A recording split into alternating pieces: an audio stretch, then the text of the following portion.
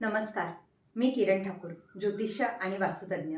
आपण सर्वजण बघत आहे की 2025ची सुरुवात खूप भयानक झाली आहे. कुठे प्लेन क्रॅश होत आहे, कुठे ट्रेनमध्ये आग लागत आहे, काही ना काही होत आहे. अपघात, अचानक तुम्हाला कोणाचा कॉल येतो की अपघात झालेला आहे. काही काहींच्या घरी अचानक तणाव, मानसिक तणाव होत आहे. 2025 मंगळचं वर्ष आहे. यावर्षी जे बघितलं गेलेलं आहे ज्योतिषीनुसार, तर थोडं भयानक आहे आणि थोडं चांगलं पण आहे.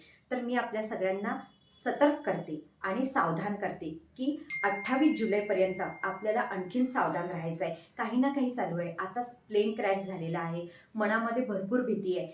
अपघात होणे. सेकंड, मानसिक तणाव.